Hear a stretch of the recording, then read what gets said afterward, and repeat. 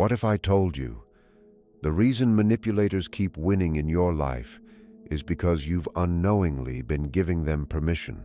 Today, I'm going to show you 5 simple boundaries that can instantly flip the power dynamic and make manipulators lose their control over you. Think about the last time someone made you feel guilty for saying no, or twisted your words, or pressured you into something you didn't want. Now imagine handling that same situation, but this time you stay calm, confident, and completely in control. That's the power of boundaries. The first boundary, saying no without explanation, is one of the most powerful yet most difficult habits to build, especially if you're used to keeping others happy. Manipulators rely heavily on over-explanations because every extra word you give them becomes an opportunity. They listen not to understand you, but to find loopholes, guilt triggers, or weak points they can push against. When you say, "I can't because I'm busy, maybe later, I have a lot going on," you might think you're being polite, but what they hear is, "There's still a chance if I push harder." That's exactly where manipulation begins. A firm, simple, "No, I'm not available for that," removes all negotiation space. It doesn't invite debate, and it doesn't provide emotional hooks they can grab onto. This kind of response feels uncomfortable at first because many people are conditioned to believe that refusal must be justified. You might feel rude, guilty, or even selfish. But in reality, you are just being clear and respectful of your own limits. The discomfort you feel is not because you're doing something wrong. It's because you're doing something unfamiliar. Another important aspect is your tone and body language. A hesitant no with nervous energy signals uncertainty, which manipulators quickly notice. But a calm, steady response, with no apology and no added excuses, communicates confidence. It tells the other person that your decision is final. Over time, this consistency trains people to stop pushing your boundaries because they realize there's no benefit in trying. The second boundary, refusing to engage in emotional drama, is about breaking the cycle manipulators depend on to gain control.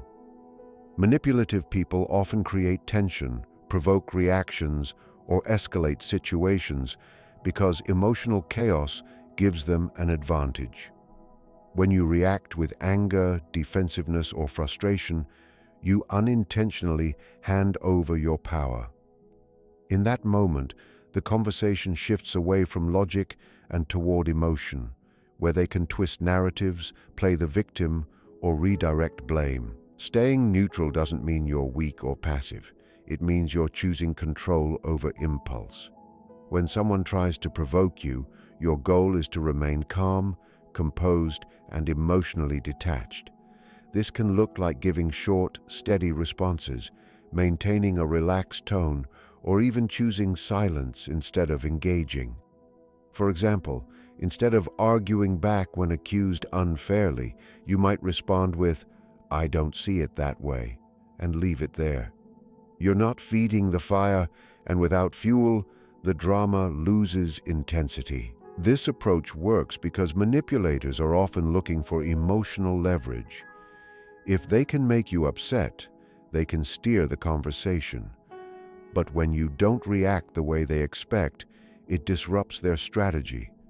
It can feel uncomfortable at first because your natural instinct might be to defend yourself or prove your point.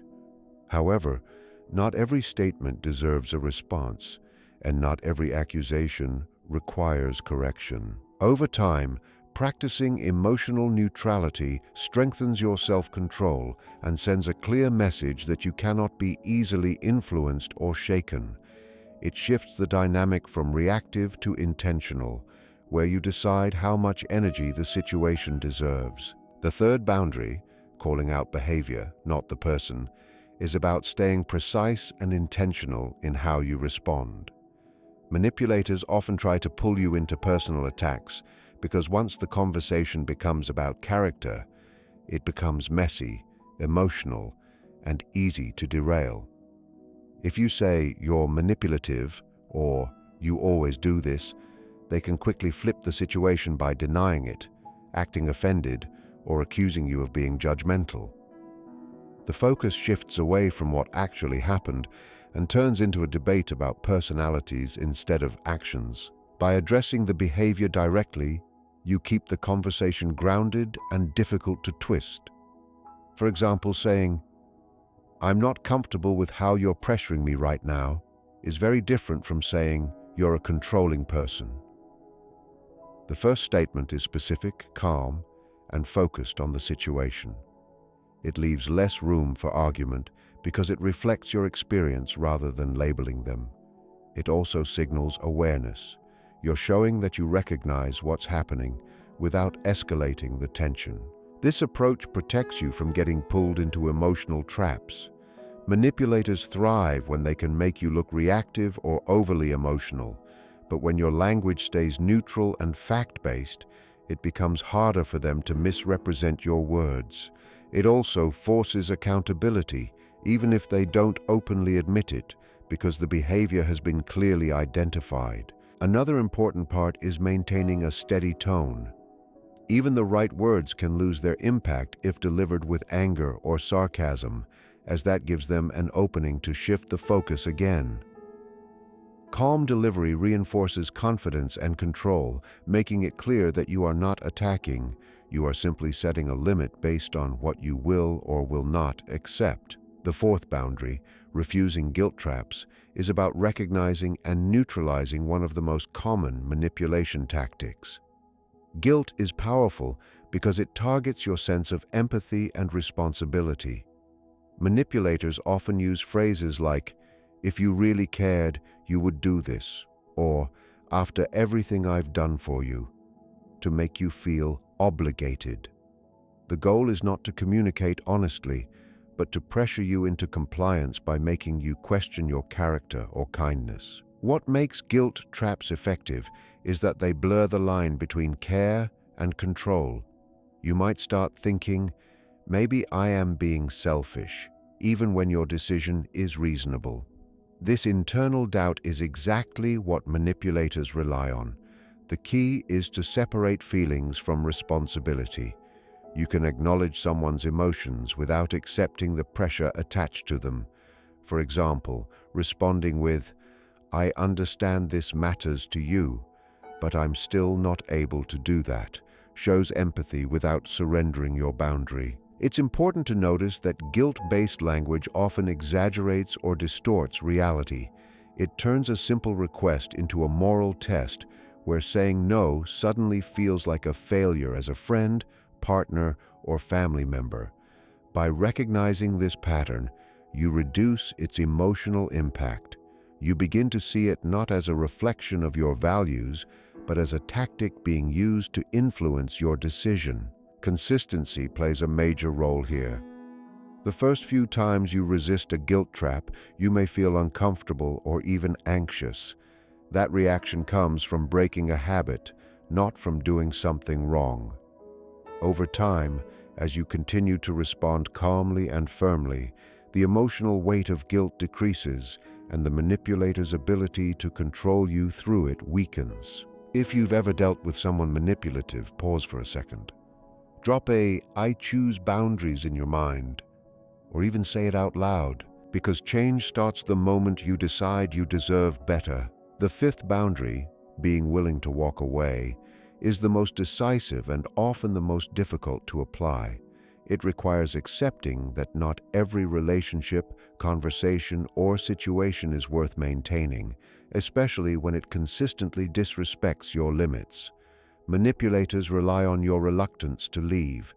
They assume you will stay, tolerate, and keep trying to fix things, which gives them continuous access to influence you. The moment you become willing to step back or remove yourself, that dynamic begins to change. Walking away doesn't always mean ending a relationship completely. Sometimes it means disengaging from a conversation that is going nowhere, creating distance, or reducing how much access someone has to your time and energy. It's about recognizing when communication is no longer productive and choosing not to participate further. For example, If someone repeatedly ignores your boundaries or twists your words, continuing to explain yourself often strengthens their control. Stepping away interrupts that cycle.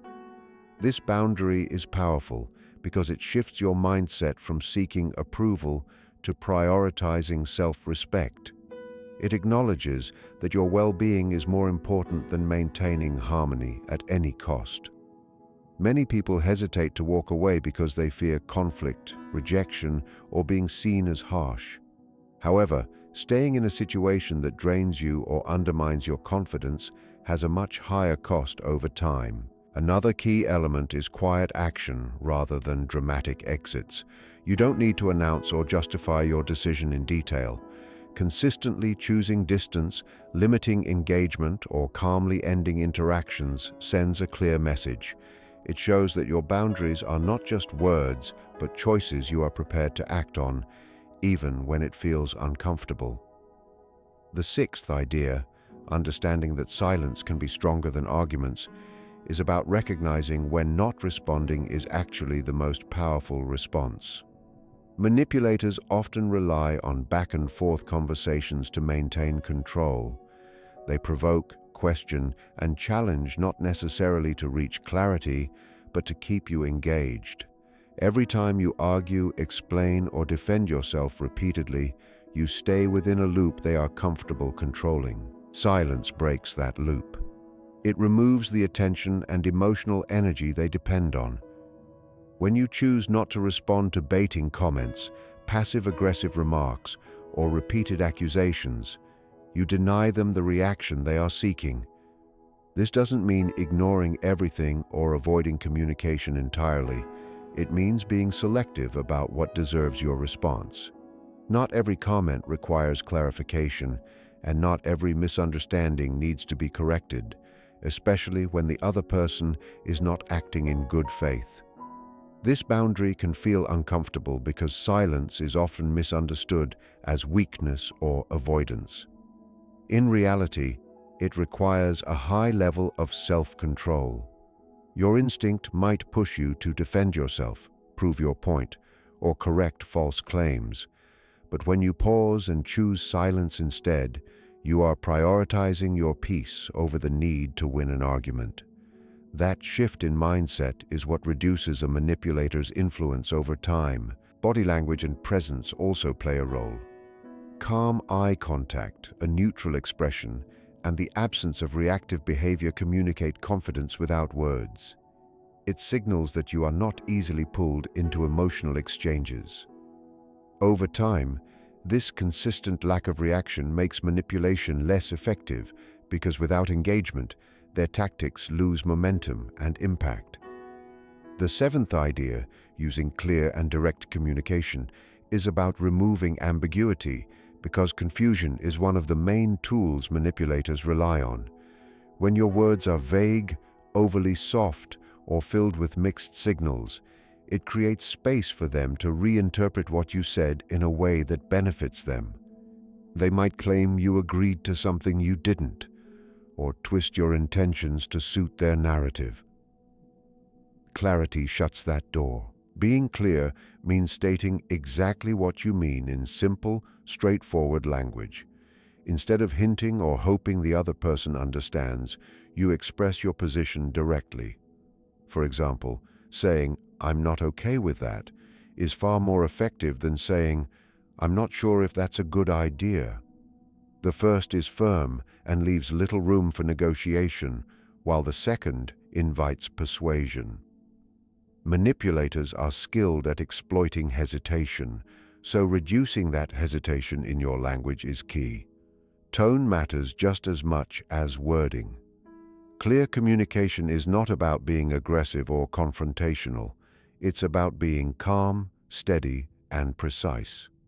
When your delivery matches your message, it reinforces confidence. If your words say no, but your tone sounds unsure, it creates a gap that can be challenged. Consistency between what you say and how you say it strengthens the boundary. Another important aspect is repetition. Manipulators may ignore your first response or try to steer the conversation in a different direction. Instead of getting pulled into new arguments, you calmly repeat your position. This shows that your stance is not changing and that you are not open to being persuaded through pressure or distraction. Over time, this consistency reduces their attempts because the outcome becomes predictable and unchangeable. The eighth idea, recognizing that walking away is sometimes the strongest boundary of all, goes beyond momentary disengagement and focuses on long-term decisions about who and what you allow in your life. While temporary distance can stop a single situation, there are times when patterns repeat so consistently that the issue is no longer the conversation, but the connection itself. Manipulators often rely on familiarity and history, knowing that the longer you stay, the harder it becomes for you to leave. This boundary requires honest evaluation. If someone repeatedly ignores your limits, uses guilt, creates drama, or drains your energy despite your efforts to communicate clearly, it signals that the dynamic is unlikely to change. At that point, continuing to engage is not about patience or understanding. It becomes self-neglect. Walking away in this sense means choosing to remove yourself from an ongoing pattern that disrespects your well-being.